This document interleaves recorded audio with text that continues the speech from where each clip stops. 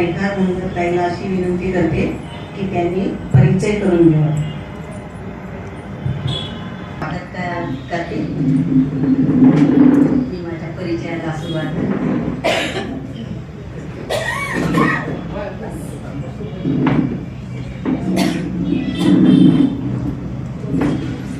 आज मला खूप आनंद होत आहे की माझ्या मैत्रिणीचा परिचय मी आज करून देत आहे आणि ही संधी मला ब्रह्मचारिणी अमृतारिणी यांनी करून दिली.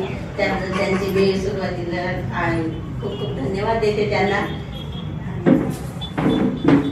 चंदूताई ह्या सगळ्यांना परिचित आहे. त्या नेहमी वर्गाला येत राहतात, नेहमी त्या कार्यक्रमात राहतात, त्याच्यामुळे त्या सगळ्यांना माहिती आहे. आणि त्यांची तर धम्ममित्र दीक्षा त्यांची 2011 मध्ये झालेली आहे आणि त्या बरेच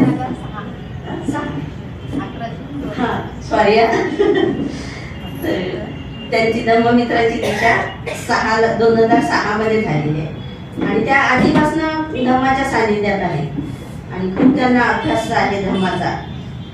त्या नेहमी अभ्यास करत राहतात.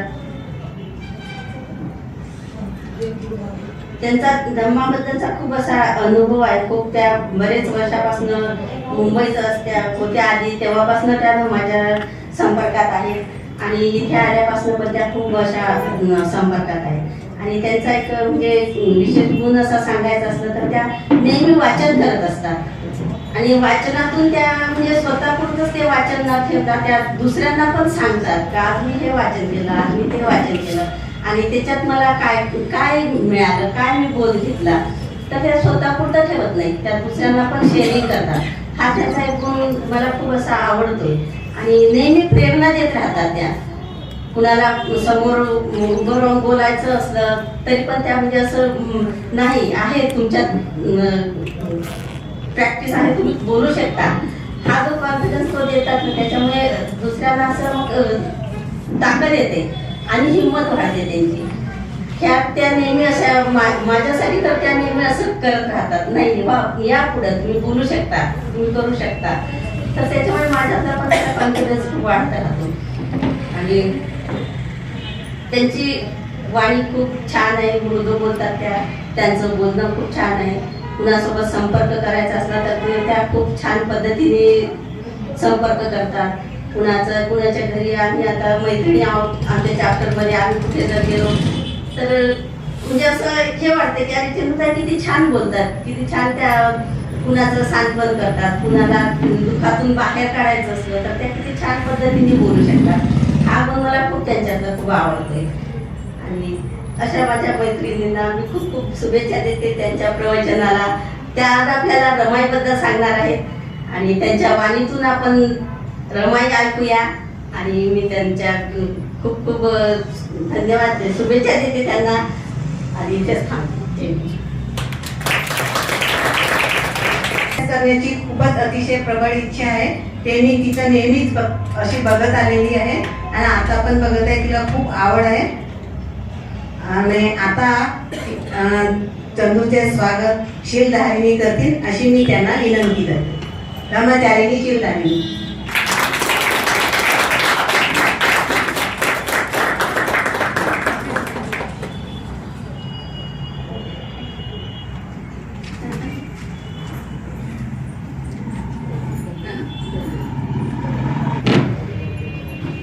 तर मी ती आपल्या प्रवचनाला सुरुवात करल आणि रमाई त्यागमूर्ती रमाई यांनी काय काय त्याग केलं ते आपल्याला खूप चांगल्या ओढ भाषेने समजावून सांगणार अशी मी अपेक्षा ठेवते आणि धन्यवाद देते तिला.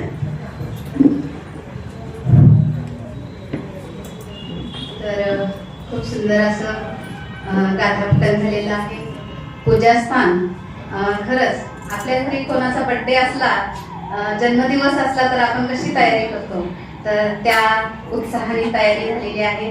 माता रमाईंची 128वी जयंती आपण साजरी करत आहोत. तर खूप सुंदर असं पूजास्थान, आपली मन अगदी उत्साहाने भरलेली आहेत. आपले आदर्श आपल्या पूजास्थानात विराजमान आहे. खूप सुंदर असं पूजास्थान ज्या आपले मेश्राम भाऊच होते, काही महिलाही असतील, तर मी सगळ्यांना खूप खूप पुण्यामधून करते, त्यांना धन्यवाद देते. तर आजच्या कार्यक्रमाची सुरुवात मी माता रमाई जयंती निमित्त करणार आहे. 128वी जयंती आपण साजरी करत आहोत. तर आदरणीय इथे जमलेले सर्व भगिनी बंधू, सर्व धर्मचारिणी, मृदुहृदया धर्मचारिणी, शीलधारिणी धर्मचारिणी, अमृतधारिणी, अजून कोण आहेत आले तर असे सर्व ज्येष्ठ असे मान्यवर आपल्या इथे आलेले आहेत. सर्वांना मैत्रीपूर्ण जय भीम करते. मला संधी दिल्याबद्दल मी धन्यवाद देते. तर आज मला माता रमाईविषयी बोलण्याची मला संधी मिळालेली आहे. तर माता रमाईचं एक कोटेशन बाबासाहेब आंबेडकर, भगवान बुद्ध, ते संघरक्षित यांनाही मी प्रणाम करते. तर आज माता रमाई करुणेचा महासागर, मातृत्वाचे महाकाव्य, महासूर्याची सावली, कोट्यावधीची मावली, बाबासाहेबांची ऊर्जा येणे, रामू, रमा आणि रमाई, रंजल्या गांजल्यांची दीनदलितांची आई माता रमाई. तर माता रमाईंना मी आज कोटी कोटी प्रणाम करते. आज हे कोटेशन सम्राट पेपर मध्ये नेहमीच दरवर्षी येत असतं, ते मला खूप आवडत असतं. तर असं वाटलं की जे कोणी वाचलं नसेल त्यांना हे कोटेशन म्हणजे काय आहे, तर याच्याविषयी आपण माता रमाईंचे गुण याच्यामध्ये दडलेले आहेत. तर माता रमाई कशा आहेत, माता रमाईचं जे बालपण, जो जन्म, याच्यापासून मी सुरुवात करणार आहे. परिचय देणार आहे माता रमाईचा. माता रमाईचा जन्म 7 फेब्रुवारी 1898 मध्ये वनंत या गावी, दापोली शहरामध्ये, रत्नागिरी जिल्ह्यामध्ये हे गाव आहे, त्या गावी झालेला आहे. आईचं नाव रुक्मिणीबाई आणि वडिलांचं भिक्खू धोत्रे या कुळात त्यांचा जन्म झालेला आहे. माता रमाईला रामी असे म्हणत त्यांच्या घरी. तर त्यांची आई त्यांना रामी या म्हणायची. तर खूप त्यांचं 4 भावंड असं कुटुंब, आई वडील, वडील त्यांचे मोलमजुरीचे म्हणजे हरणे बंदर, म्हणजे एक हे असतं, मासेमारीचं बंदर असतं, त्याला हरणे बंदर म्हणतात. त्या बंदरावर मासेमारीचं ओझं उचलण्याचं काम, हमालाचं काम करत होते. आणि खूप चांगलं कुटुंब होतं, मोलमजुरीचे काम करत होते. आई रुक्मिणीबाई या जरी म्हणजे गरीब कुटुंब असलं तरी खाण्यापिण्याची बंडाळच आणि खूप चांगलं असं त्यांना जीवन लाभलेलं नव्हतं, तरी मस्त कष्ट करून ते जगत होते. रमाईला 4 भावंड होते. मोठी बहीण होती अक्काबाई नावाची, आणि रमाई आणि गौरा आणि शंकर असे 4 भावंड होते. तर त्यांच्या भावंडामध्ये अक्काचं लग्न झालं होतं, आणि त्या काळी 8 किंवा 9 वर्षाच्या मुलींचं लग्न व्हायचं, तो बालविवाह पद्धती असेल. तर रमाईचं सुद्धा लग्न करण्याची घाई त्यांना लागली होती. आईचं मृत्यू, रुक्मिणीबाईंचा मृत्यू त्यांच्या 7व्या वर्षी झालेला आहे, आणि रमाईचं मातेचं छत्र हरवलेलं. तर रमाई अशा खूप लहान वयामध्येच त्यांच्यावर खूप अशी मोठी जबाबदारी ठेवलेली आहे. आणि रमाबाई खूप लहान असतानाच त्यांना आईचं छत्र काय असतं ते गमवावं लागलेलं आहे. रमाबाई अशा रामी ज्या होत्या त्या खूप अशा जबाबदार व्यक्तीसारखं वागायच्या. 8व्या वर्षी वडीलही खूप असं कष्ट केल्याने, त्यांच्या ओझं उचलल्याने त्यांच्या छातीमध्ये त्यांना त्रास सुरू झाला, आणि एक दिवशी त्यांच्या छातीमध्ये कळ आली आणि त्यांना रक्ताची उलटी होऊन 8व्या वर्षी, रमाई असताना 8व्या वर्षी भिक्खू बाबांचा सुद्धा मृत्यू झालेला आहे. तर असे दोन्ही छत्र त्यांच्यावरचे हरवलेले आहेत. भावंड, 4ही भावंड पोरके झालेले आहेत. बहीण दिल्या घरी गेलेली आहे. तर माता रमाईचं असं जे दृश्य आपल्या समोर झालेली ही व्यथा आपल्याला एक मनाला खूप हळहळ वाटते. पण त्यांची जबाबदारी त्यांचे मामा गोविंदपूरकर आणि काका वनंतकर हे घेतात, आणि त्या मुलांना आपल्या बरोबर मुंबईच्या सारख्या ठिकाणी तिथे मामा आणि म्हणजे वॉचमॅनचं काम करतात आणि बननकर जे आहेत ते एका लाकडं कापण्याच्या वखारीमध्ये लाकूड फळे म्हणून काम करतात. अशा प्रकारे त्यांचा उदरनिर्वाह चालतो आणि लग्न करण्याची त्यांनाही मग असं वाटतं की लग्न झालं पाहिजे रामीचं, म्हणून ते स्थळ शोधतात. तर 1907 साली डॉक्टर बाबासाहेब आंबेडकर रामजी बाबा मुलीच्या शोधातच होते. तर डॉक्टर बाबासाहेब आंबेडकर शोधत असताना त्यांना पुष्कळ मुली पाहिल्या, पण रमाबाई या रामजी बाबांना आवडल्या. त्यांचा चुणचुणीतपणा आणि त्यांच्यामधली ती चमक आहे ती रामजी बाबांना खूप आवडली. पोरकं कुटुंब आहे, तिथेही माता भीमाई नव्हत्या, पण रमाबाईंनी घराला घरपण देऊन त्यांनी संसार केलेला आहे. तर रमाबाईंचा विवाह बाबासाहेबांशी म्हणजे भीमरावांशी झाला आणि रमाईचं खूप छान प्रकारे तिथं त्यांचं स्वागत झालेलं आहे. मोठं कुटुंब होतं. मोठ्या कुटुंबात कसं राहिलं पाहिजे, सगळ्यांशी कसं ममतेने वागलं पाहिजे, कसं आदिबीने वागलं पाहिजे, कसं आदरानं वागलं पाहिजे, असं त्या कुटुंबात त्यांनी साऱ्या जसं काही भिंतीवर रामू रामूच लिहिलेलं होतं, असं त्या घरात तिचं वातावरण त्यांनी तयार केलेलं आहे. तर रमाईच्या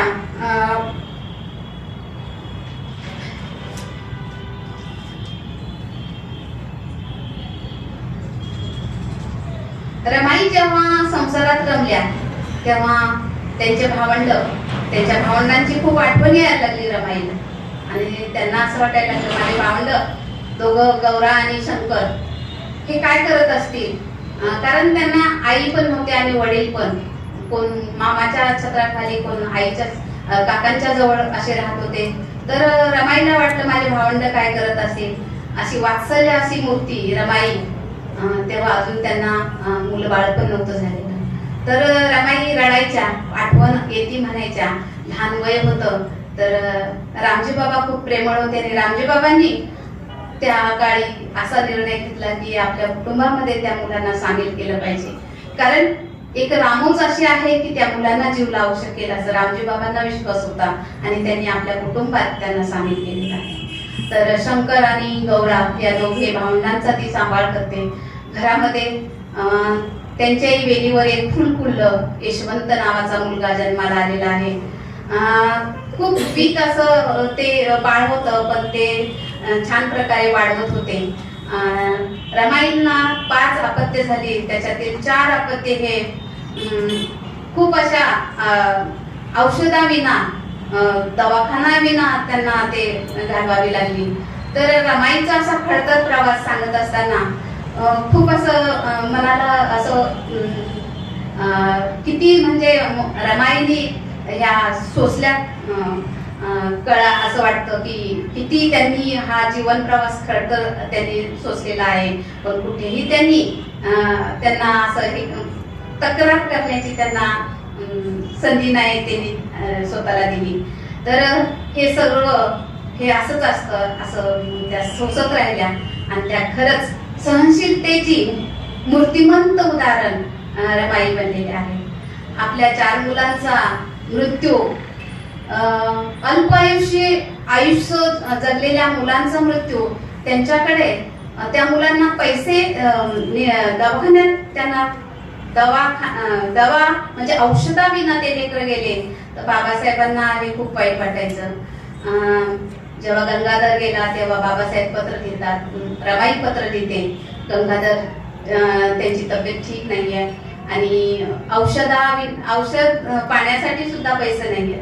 तर बाबासाहेब खूप कळवळीने त्यांना परत एक पत्र लिहितात, रामू मी काही करू शकत नाही, माझ्याकडेही पैसे नाही, माझंही जेवणाविना माझे हाल होत आहेत, मी एका टायमाचंच जेवण करत आहे. तर रमाईला म्हणजे कळलं की बाबासाहेब तिकडे मजा मारण्यासाठी गेलेले नाहीयेत परदेशात, ते फक्त आपल्या लोकांच्या हितासाठी गेलेले आहेत. तर रमाई म्हणतात काही हरकत नाही साहेब, मी इकडचं बघते, तुम्ही मात्र चांगला अभ्यास करा. अशी प्रेरणा देणारी बाबासाहेबांना भिवापासून भीमराव भीमरावापासून साहेब बनवण्यापर्यंत रमाईचा हातखंडा होता आणि त्यांनी खूप चांगल्या प्रकारे बाबासाहेबांना घडवलेला आहे. बाबासाहेबांच्या आई भीमाई लहानपणीच वारल्या होत्या. बाबांनी संस्कार दिले होते, पण त्या घडवण्यात रमाईचा खूप मोठा हात होता. तर रमाई असं बाबासाहेबांना घडवत होत्या की बाबासाहेब कुठे कमी नाही पडले पाहिजे. तर बाबासाहेबांना परत रमाई पत्र लिहितात, तुम्ही इकडे काही काळजी करू नका, मी काय करायचं ते मी करेन. बाबासाहेब असं म्हणतात की मी काही करू शकत नाही, माझ्या समोर मला माहित त्यांना कळवलेलं सुद्धा नव्हतं की गंगाधर गेलेला आहे, रमेश गेलेला आहे, इंदू गेलेली आहे. तर रमाईचा हा एकच हेतू होता की बाबासाहेबांच्या अभ्यासात अडथळा येऊ नये म्हणून मी बाबासाहेबांना कळवलेलं नाहीये. बाबासाहेबांचे हे खूप सारे लाडके लेकर होते. तर आपल्या डोळ्यासमोर आपले लेकर जातात आणि त्याला गुंडाळण्यासाठी एक नवा कपडा नसतो. तर माता रमाई आपल्या साडीचा, आपल्या पदराचा एक फडकं तुडकं बांधून त्याच्यात आपले मुलं घालवलेले आहेत. तर किती त्याग म्हणतात ह्या त्याग मूर्तीला, ह्या मातेला किती करुणा म्हणतात. तिने किती दुःख पचवण्याचं तिची शक्ती खर्च केलेली आहे. तर अशामध्येच बाबासाहेबांचं शिक्षण सुरू असतं. कुटुंबाचा उदरनिर्वाह कसं करायचं. तर आनंदराव एक बाबासाहेबांचे भाऊ होते. त्यांनाही म्हणजे घरामध्ये रामू जशी जाते तसं रामजी बाबा जातात. आनंदराव आंबेडकरांचा मृत्यू होतो, मुलं जातात. रमाईला काय चाललंय हे घरात हेच असं कळत नाहीये. आणि मग रमाई म्हणतात आता कसं करायचं. तोही उदरनिर्वाहाचा एक जो काही कमवत होते तेही गेले. तर त्यांच्या घरी लक्ष्मीबाई त्यांची जाऊ असते. रमा फार त्यांच्याशी खूप आदरीने वागतात, खूप आदराने वागतात. उदरनिर्वाह कसा करायचा. तर बाबासाहेब परदेशातच असतात. त्यांच्या माहेरी मी वाचनात आलेला आहे, त्यांच्या माहेरी त्या शेणी गोळा करण्याचं म्हणजे काम करत होत्या आणि त्याच्या गौऱ्या थापून त्या उदरनिर्वाह करायचा असं त्यांनी ठरवलेलं. तर परळ भागामध्ये त्या शेणी गोळा करण्यासाठी जायच्या आणि त्या गौऱ्या थापायच्या. तर लोक असे टोमणे मारायचे की बॅरिस्टर पती हिचा आणि ही शेणी गोळा करते, गौऱ्या थापते आणि त्याच्यावर ह्यांचं चालतं. तर बॅरिस्टर नवरा हिचा एवढंच त्यांना असं हे होतं की ते म्हणतात की माझ्या साहेबांना कुणी असं बोललेलं मला आवडत नाही. म्हणून त्या स्वाभिमानी रमाई त्यांना खूप धक्का बसतो आणि त्या म्हणतात मी या चाळीतील लोक उठण्याच्या अगोदर मी शेणी गोळा करण्यासाठी जाईन आणि ते रात्रीला मी घरी येईन, ते जेणेकरून मी त्यांना दिसणार नाही. तर हे टोमणं त्यांना न ऐकण्यासाठी त्या 4 वाजता उठून, पहाटे उठून शेणी गोळा करायच्या, तबेल्यात जायच्या, शेणी गोळा करून त्या गौऱ्या थापायच्या. त्या गौऱ्या विकून उदरनिर्वाह त्या चालवायच्या आणि त्याच्यातलेच पैसे त्या बाजूला ठेवायच्या. आणि त्यांचे हात शेणाला लागले म्हणून बाबासाहेबांचे हात पेनाला चिटकले आणि त्या देशाची राज्यघटना लिहू शकले, आपल्या समाजाचा उद्धार करू शकले, आपल्या समाजाचं परिवर्तन करू शकले. तर माता रमाईचा त्याग हा खूप मोठा आहे. शब्दात मांडणं कठीण आहे रमाई. पण आई म्हणल्यावर आपल्या आईचं कौतुक सांगताना मला खूप भारी वाटते. आणि रमाई ही प्रत्येकामध्ये रुजली पाहिजे. रमाई ही गुणांनी सगळ्यांमध्ये तिचा विकास झाला पाहिजे. रमाई नुसती पुस्तकातली रमाई न ठेवता आपल्यामध्ये रमाई जागी झाली पाहिजे. आपल्यामध्ये त्याग, सामर्थ्य आपण कसं निर्माण केलं पाहिजे हे आज आपण रमाईच्या जयंतीनिमित्त आपल्यामध्ये रुजवण्याचा प्रयत्न करणार आहोत. रमाई नुसती वाचून आपल्याला रमाई कळणार नाही. बाबासाहेबांची रमाई ही एका खूप मोठ्या घटनाकारपती असलेल्या देशाचं संविधान कसं असलं पाहिजे, कसं नीतिमूल्य असलं पाहिजे, कसं नीतिमान जीवन जगलं पाहिजे अशा घटनाकाराची त्या पत्नी होत्या. आणि त्या देशाची सुद्धा आपल्या माता रमाई ठरलेल्या आहेत. तर रमाईला संबोधन ज्या दडलेल्या होत्या तर रमाई त्या आपल्या एकमेकांच्या हृदयातून इतरांच्या पर्यंत कशा रमाई पोचतील आपण कार्य केलं पाहिजे, रमाईचं कार्य सांगता आलं पाहिजे. तर त्यांनी बाबासाहेबांनी तिथून इंग्लंडवरून जाताना एका प्रताप वाणी म्हणून एक दुकान होतं, त्या दुकानाच्या वाण्याला सांगितलं होतं की मी जेव्हा परदेशात जातोय तुम्ही 10 रुपयाची जी उधारी आहे आमच्या घरी द्या, नाही तर 10 रुपये त्यांना द्या, मी आल्यावर तुम्हाला देईन. तर ते सुद्धा त्यांना कमी पडत होते. पण रमाईंनी जे शेरी गवऱ्या थापून बाबासाहेबांना सुद्धा त्याच्यातले काही पैसे बाजूला करून त्यांनी बाबासाहेबांना शिक्षणासाठी पाठवलेले आहेत. बाबासाहेब परत येतात भारतामध्ये पहिल्यांदा, तेव्हा सिडनहॅम कॉलेजमध्ये प्राध्यापक म्हणून ते काम करत असतात. त्यांना 450 रुपये पगार असतो. रमाईला खूप आनंद होतो. रमाई म्हणतात आता माझं दारिद्र्य संपलं, माझ्या साहेबांना 450 रुपये पगार आहे आणि माझं आता हे दारिद्र्य 18-20 दारिद्र्य माझ्या पदरात होतं ते संपलं. खूप आनंदी असते. बाबासाहेबांना बोलून दाखवतात, पण रामू हे 450 रुपये याच्यातले मी फक्त तुला 50 रुपये देणार आहे आणि घर चालवायचे त्या 50 रुपयांमध्ये आणि 400 रुपये मला परत इंग्लंडला राहिलेला अभ्यास करण्यासाठी जायचं आहे. रमाई नाराज होतात. 450 रुपये त्या काळात मिळाल्यावर रमाई खूप आनंदी झालेल्या. साहेबांना म्हणतात ठीक आहे साहेब, 50 रुपयात कसं घर चालवायचं. रमाई 30 पुड्या करतात 1.5 रुपयाच्या. 5 रुपये त्याच्यातले उरतात आणि रमाई प्रत्येक पुडी एक दिवस उघडते. एक दिवशी ती पुडी उघडते 1.5 रुपयात खर्च करत असतात. अशा प्रकारे रमाई काटकसरी कसं मेहनत करायचं, कसं चिकाटीनं संसार करायचं, कसं आपल्या साहेबाला साहेब बनवायचं हे स्वप्न रमाईचं होतं. आज रमाईने जर साहेब बनवलं नसतं, रमाईने जर साहेब म्हणलं नसतं, आज बाबासाहेब होऊ शकले नसते. तर हा रमाईचा त्याग आहे, हा रमाईचा मोठेपणा आहे, रमाईचा स्वाभिमान आहे. तर लोकांना असं वाटतं की खूप त्यांचे बाबासाहेब इंग्लंडला जातात आणि तेव्हा वेळेला कधी शेणी थापून सुद्धा रमाईला आणि लक्ष्मीबाईंना रोजगार हमीची कामे करावी लागतात, जे की खडी फोडणं म्हणतात त्याला. तर लोकांना वाईट वाटतं आपल्या नेत्याची बायको असं एवढं कष्टाचं काम करत आहे, तेव्हा त्यांना खूप वाईट वाटतं आणि ते नेते काय करतात, वर्गणी करतात. मला सांगायचा उद्देश हाच आहे. मला मी खूप वाचन केलेलं आहे असं म्हणून सांगत नाही, मला भावलेले शब्द मी सांगत आहे.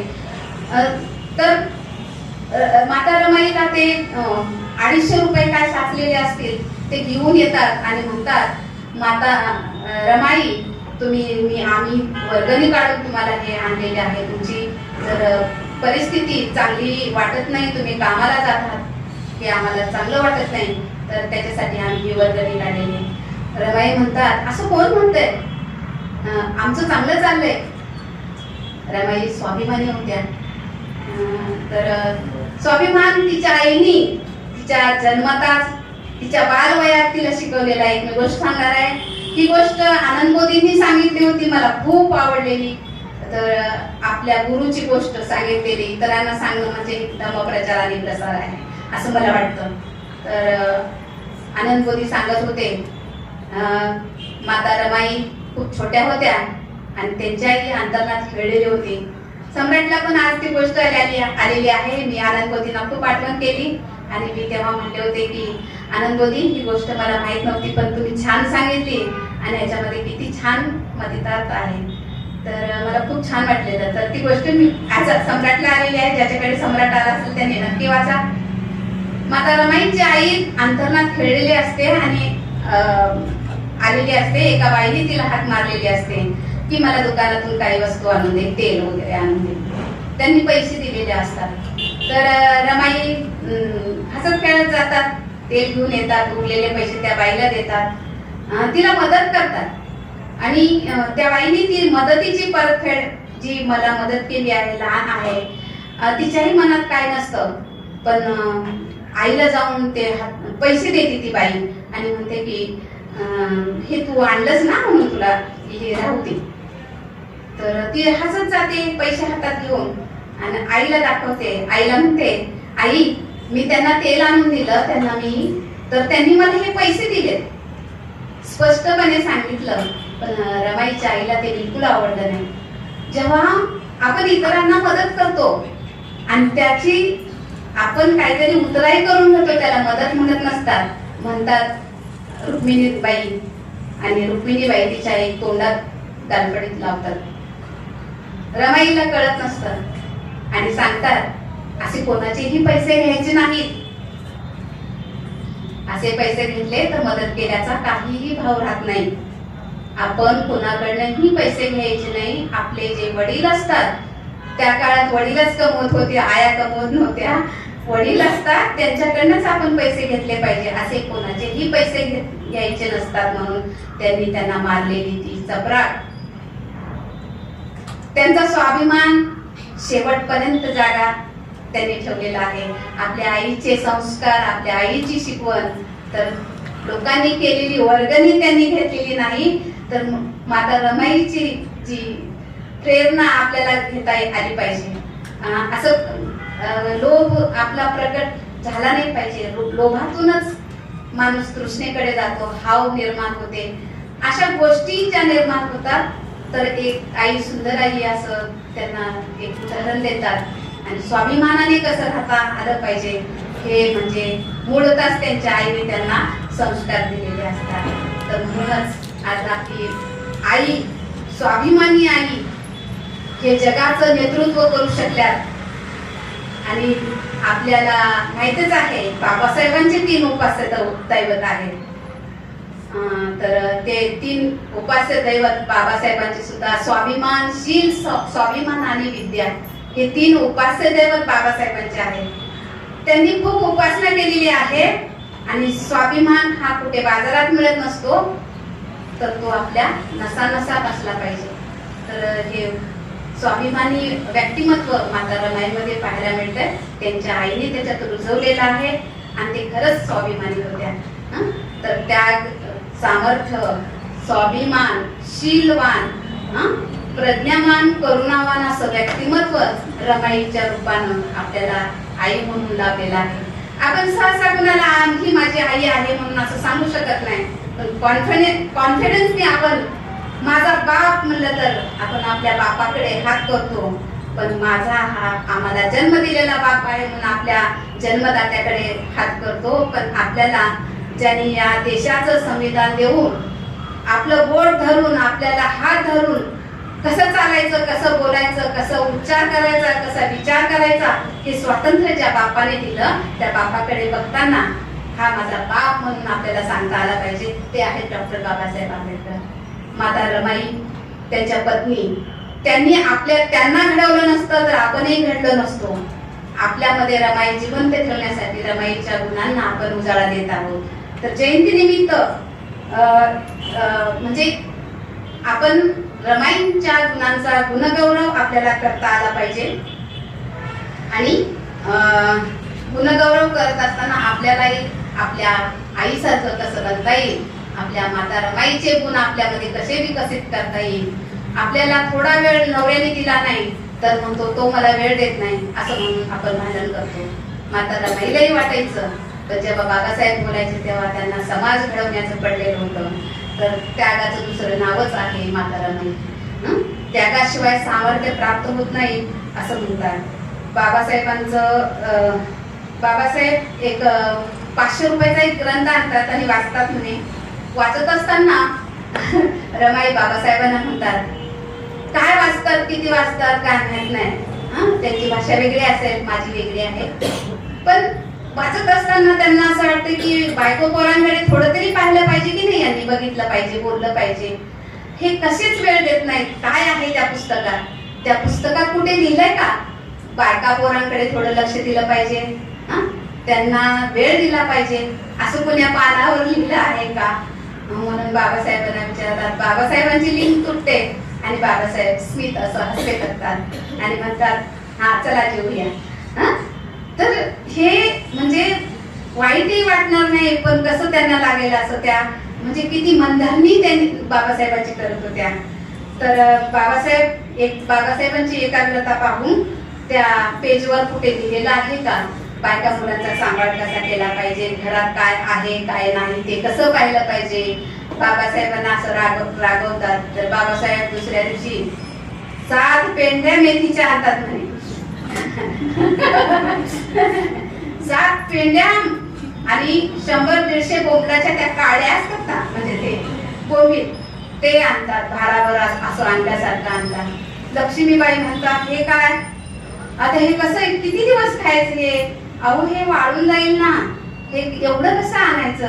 नाही आणत नाही मी एकदाच चालतंय.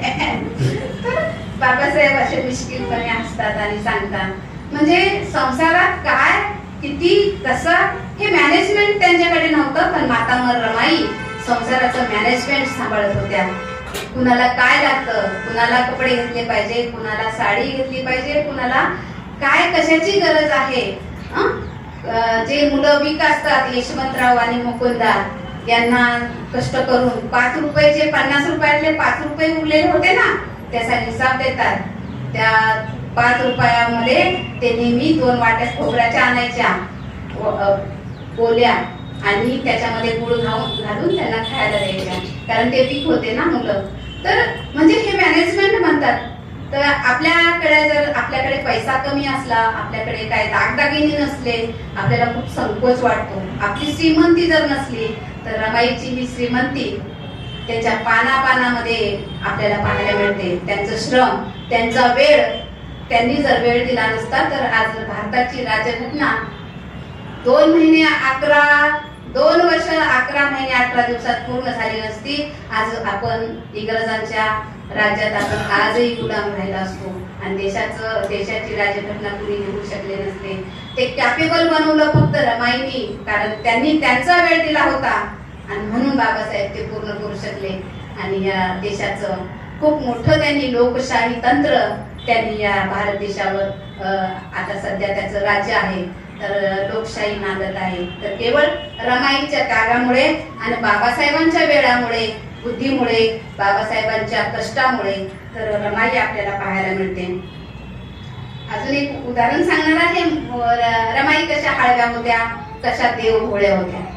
बाबासाहेबांना एकदा रमाईने हट्ट केला, साहेब मला कंटाळा आला की तुम्ही मला घरी ठेवून जाता, मला पण तुमच्या बरोबर यायचं आहे. कारण रायगडावरून एक फोन आलेला की बाबासाहेबांना तिकडं मारहाण करण्यात आलेली आहे, बाबासाहेबांना काही लागलं आहे आणि रमाईकडे काळजी करतात. त्यांना असं वाटतं मी जर बाबासाहेबांबरोबर असली तर मी त्यांचं प्रोटेक्शन करू शकेल, संरक्षण देऊ शकेल आणि मी नेहमी बाबासाहेबांसोबत असली पाहिजे.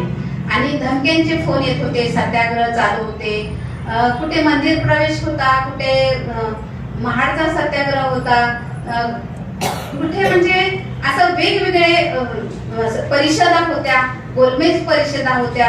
गांधींच्या विरुद्ध पुणेकरात हा स्वतंत्र मतदारसंघाची मागणी बाबासाहेबांनी केलेली. बाबासाहेबांना सर्वात कटू असं व्यक्तिमत्व म्हणून बाबासाहेबांना विरोधक बोलत होते आणि मारण्याचे धमक्या देत होते. तर रमाईंना असं वाटायचं माझ्या साहेबांना कोणी मारलं तर, तिला वाटायचं मी जर त्यांच्यासोबत असले तर मी त्यांचं संरक्षण करू शकेन. तर रमाई खूप हळव्या होत्या, खूप असं उपवास करायच्या, खूप असं पंढरीला जाण्याची त्यांनी बाबासाहेबांना इच्छा बोलून दाखवलेल्या होत्या. साहेब मला पंढरीला जाण्याची खूप इच्छा आहे. तर बाबासाहेब त्यांना म्हणतात अगं रामू, पंढरपूर काय आहे तर पंढरपुरात स्त्रियांना तिथे जाण्याची मुभा नाही आहे आणि तू पंढरपूरला जायचं म्हणतेस, तिथं त्या चोखोबाचंच दर्शन घेऊन तुला पायरीच्या तिथूनच वापस यावं लागेल. तर तू पंढरपूरला न जाता आपण दुसरं पंढरपूर निर्माण करूया. रमाईला माहित नसेल दुसरं पंढरपूर कसं निर्माण होईल आणि कसं. तर 1954 साली 25 डिसेंबर बाबासाहेबांनी पुंडलिक म्हणजेच पांडुरंग म्हणजेच बुद्ध हे बाबासाहेबांना माहित होतं, रमाईला माहित असेल नसेल. बाबासाहेबांनी बौद्ध धर्माचा अभ्यास केला आणि तिथे पंढरपूर त्यांनी निर्माण केलेलं पाहायला मिळालेलं आहे. तिथं कुठल्या देवाची मूर्ती बसवणार आहे, कुठल्या चोखोबाची आणणार आहे का कोणाची आणणार आहे, असे सगळे प्रश्न त्यांनी खोडून टाकलेले आहेत. आणि रंगून येथून ब्रह्मदेशातून मिळालेली बोधिसत्व गौतम बुद्धांची व्हाईट अशी मूर्ती संगमरवराची तिथे बंद अशा काच पेटीमध्ये तिथे स्थापन केलेली आहे. तर तिथे पंढरपूरला काय करता आपण तसं पंढरपूर आचरण करणाऱ्याचं तिथं त्यांनी निर्माण केलेलं आहे. धर्मभूमी नागपूर दीक्षाभूमी येथे बाबासाहेबांनी पंढरपूर निर्माण केलेलं आहे. तर ही रमाईला जाण्याची इच्छा होती, तर रमाईने आपल्याला ती संधी दिलेली आहे आणि खूप सुंदर प्रकारे रमाई जीवन जगलेले आहे. तर अजून एक शेवटचा प्रसंग सांगणार आहे आणि माझे 2 शब्द संपवणार आहे. शाहू महाराजांनी बाबासाहेबांना आमंत्रित केलेलं असतं आणि ते कोल्हापूरला गेलेले असतात. त्यांनी 31 जानेवारी 1920 साली मूकनायक काय म्हणतात वृत्तपत्राची ओपनिंग केली होती. तर त्या दिवशी शाहूराजांना असं त्यांनी सांगितलं होतं आणि त्या दिवशी मग बाबासाहेबांना असं वाटलं की हे मूकनायक जे हे आहे वृत्तपत्र आहे आणि त्यांनी सुरू केलेलं आहे, तर त्यांनी त्यांना 2500ची देणगी त्या काळात दिली होती. माता रमाई त्यांचा सत्कार त्यांनी केला होता आणि सत्कारात त्या बाबासाहेबांनी कोल्हापुरी फेटा त्यांनी त्यांना दिला होता भेट म्हणून. आणि हत्तीवर बसून बाबासाहेबांची मिरवणूक कोल्हापुरात काढली होती. तर खूप मोठा सत्कार त्यांनी केला होता. कारण मूकनायक म्हणजे पहिलं मासिक हे असेल वृत्तपत्र असेल तर मूकनायकाचे संस्थापक बाबासाहेब होते आणि त्यांनी खूप सुंदर प्रकारे असं येणार होते. तर मुंबईवरून आल्यावर नाही इंग्लंडवरून जेव्हा बाबासाहेब येतात आणि बॅरिस्टर होऊन येतात तेव्हा त्यांचा आपल्या लोकांनी सत्कार ठेवला होता. तर त्या सत्काराला जाण्यासाठी रमाईकडे साडी नसते. रमाई त्यांना असं वाटतं की आपल्याकडे साडी नाहीये, आपण कसं जाणार. राजर्षी शाहू महाराजांनी जो फेटा दिला होता जरीपट्टा तो निघून जाऊया का, कोणाला कळणार आहे. तर आपल्या मनात काही नसलं तर आपण संकोच नाही करत, पण मनामध्ये नाना विचार घेऊन गेलं तर कोण बघेल का, कोण काय म्हणेल असं ते विचार येतात. पण रमाईला थोडे ते विचार शिवले नाही आणि सर्व लोक बाबासाहेबांचा सत्कार करताना तर ते म्हणतात साहेब तर माझेच आहेत. हे दीनदलितांचे सर्व लोकांचे बाबासाहेब अगोदर त्यांना संधी मिळाली पाहिजे आणि मी शेवटला मी बाबासाहेबांच्या गळ्यात हार घातला. आणि दुसरा प्रश्न करतात की तुम्ही त्यांच्या तोंडाकडे न बघता त्याच्या हाताकडे का बघत होता, हाताकडे न बघता तुम्ही पायाकडे का बघत होता. तर माता रमाई म्हणतात ज्या माझ्या पतीनी या समाजसेवेचं कंकणच हाताला बांधलेलं आहे आणि त्या कंकणाला दृष्ट लागू नये म्हणून मी पायाकडे बघत होते. हे 2 प्रश्नाचे उत्तर त्यांनी भाषणरूपी 2 शब्द शेवटच्या याच्यात दिलेले आहेत. आणि रमाईने कधी भाषण केलं नव्हतं, कधी लोकांसमोर अशा बोलल्या नव्हत्या, पण रमाईची पावर आणि रमाईचा त्या सामर्थ्य या गोष्टीतून आपल्याला कळते की रमाई काय होत्या. तर म्हणूनच अशा महामेरूची हिमालयाची त्या सावली बनू शकल्या आणि रमाई जीवनभर आपलं जीवन त्यांनी संपूर्ण आपल्यासाठी व्यतीत केलेलं आहे. त्यांची मुलगा एकच, पण आपण त्यांच्यामुळे घडत आहोत, बाबासाहेबांच्या विचारांनी जगत आहोत. तर त्याच्यामुळे रमाई आपल्याला घडवण्यासाठी रमाईचा पण खूप हातखंडा आहे आणि त्याच्यामुळे रमाई आपल्यासाठी आदर्श आहेत, आपल्यासाठी माता रमाई आहे, त्या करुणेचा सागर आहे. त्यांच्यामध्ये किती विश्व हे सामावून घेतील, किती कल्पोन कल्पतक रमाई जिवंत ठेवतील तर ते आपल्यावर आहे. तर आपल्या रमाईला जिवंत ठेवण्यासाठी आपण याच 2 शब्दाची मी त्यांना आदरांजली वाहते. आजच्या जयंतीनिमित्त सर्वांना हार्दिक हार्दिक अशा शुभेच्छा देते. आणि सर्वांनी मला ऐकून घेतलं तर आपल्यामध्येही आपली रमाई, आपली आई, आपले बाप, आपले सर्व आदर्श आपल्यामध्ये रुजत राहो. तर सर्वांना मी इथे सगळ्यांना मी खूप धन्यवाद देते शांतपणे ऐकल्याबद्दल आणि इथेच थांबते. जय हिंद. धन्यवाद.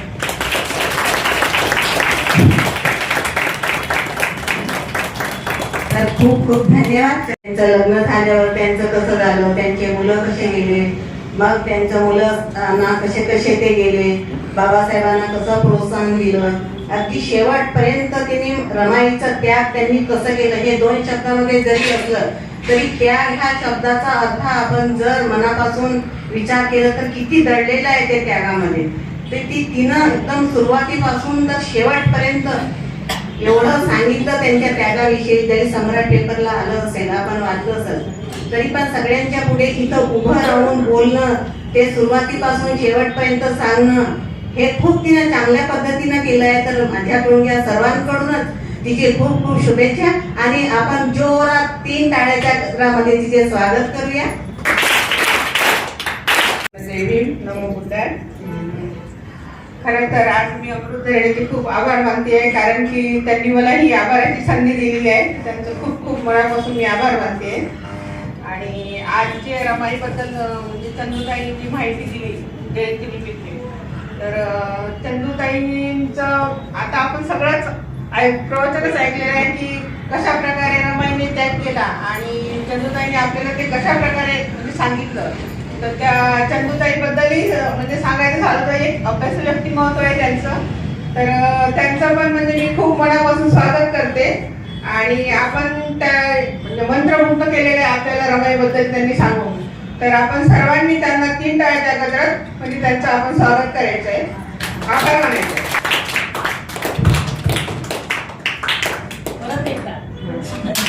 सर्वांनी जोरात टाळ्या वाजवा. यांचं पण खूप खूप आभार मानते. आणि ज्यांनी ज्यांनी हे कार्यक्रमात भाग घेतला त्यांनी सगळ्यांसाठी आपण सगळ्यात शेवटी टाळ्या वाजवणार आहे. मी फक्त नावं घेते. तर विजयताईंनी म्हणजे खूपच सुंदर असं सूत्रसंचालन केलेलं आहे. आणि आजच्या गाथापटणाच्या ज्या मनीषाताई इंगोले, संध्याताई बाविस्कर आणि आशाताई सूर्यवंशी यांचं पण आपण स्वागत करणार आहोत, आभार मानणार आहोत. पण आपण सगळ्यासाठी म्हणजे शेवटीच टाळ्या वाजवणार आहोत. आणि परिचय करून देणाऱ्या रेखाताई दंदर आणि आपल्या इथे ज्या काही ब्रह्मचारिणी आहेत सगळ्या म्हणजे मृदुराजी, अमृतधारिणी आणि अजून तो शीलधारिणी, अजून कोणी दिसत नाही, कोणी राहिलं असेल तर मला माफ करा. आणि आपल्या सर्व म्हणजे मैत्रिणींना आणि बालचमुंना सगळ्यांचा आपण मनापासून एकदाच आभार मानणार आहोत. आपण 3 टाळ्याच्या गजरात सगळ्यांचे पूजास्थान करणारे आता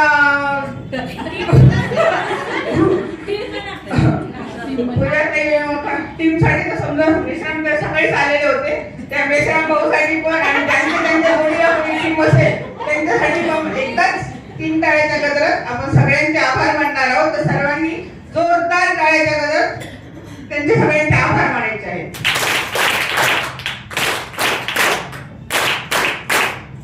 जर माझ्याकडून माझं नाव चुकलं असेल तर मला माफ करा. आपले आलेले पत्रकार आहेत, न्यूज चॅनल आपली नेहमी ताजी बातमी नसते, त्यांचे सुद्धा म्हणजे आपण 3 टाळ्याच्या गजरात आभार मानूया. सर्वांनी जोरात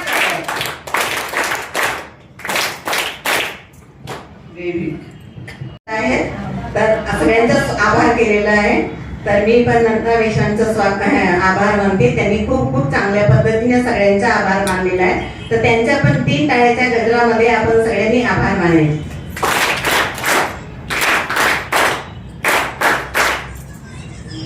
तर मी आता अमृतधारिणीचा मी खूप खूप आभार मानते. त्यांनी मला ही संधी दिलेली आहे. आम्ही शांत बसलेलो असतो पण आम्हाला त्या उठून उभे करत असतात, नेहमी खूप प्रोत्साहन देत असतात की तुम्ही आता बसून राहू नका, उभे राहा जरा. मला त्यांनी उठून उभं केलं आणि ही सूत्रसंचालन करण्याची संधी दिली आहे. तर जर माझ्याकडून काही खालीवर झालं असेल तर मी सगळ्यांच्या क्षमा मागते. त्यामुळे मला ही कविता सुचली. म्हणजे तर ही कविता ही लिहिलेली आहे कवयित्री जयश्री जगताप यांनी.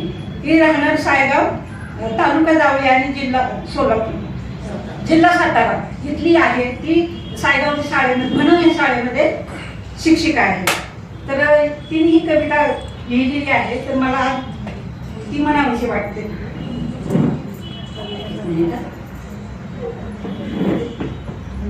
आज माझ्या लेखणीने व्हावे वाटते दामिनी, भेटून दिशाही धाई चमकावे या गगनी. आज माझ्या लेखणीने व्हावे वाटते दामिनी, भेटून दिशाही धाई चमकावे या गगनी. या अत्याचाराविरुद्ध फोडावी तिनेही वाचा, या अत्याचाराविरुद्ध फोडावी तिनेही वाचा. बदलावा हा समाज आणि समाजाचा साचा, बदलावा हा समाज आणि समाजाचा साचा. टाकून द्यावे तिने नव्हतं कधी आपला, लेखणीच्या जोरावर झालोत आम्ही सबला, लेखणीच्या जोरावर झालोत आम्ही सबला. बलात्कारी वृत्तीवर कडाडून बरसावे, विखारी त्या नजरांना जाळून भस्म करावे. धगधगता अंगार तिच्या वाक्यात वहावा, धगधगता अंगार तिच्या वाक्यात वहावा. प्रखर प्रकाश तिच्या हर शब्दात राहावा, प्रखर प्रकाश तिच्या हर शब्दात राहावा. अशा माझ्या दामिनीने बदलून समाजाला, अशा माझ्या दामिनीने बदलून समाजाला न्याय मिळवून द्यावा हर नारीला, न्याय मिळवून द्यावा प्रत्येक नारीला. जय भीम.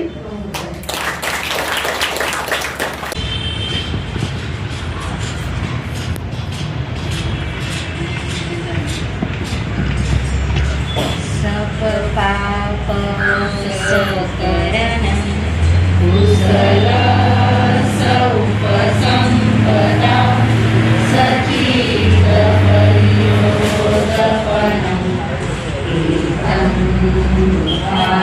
आनसासनं ब्रह्मचारी सुखं ते.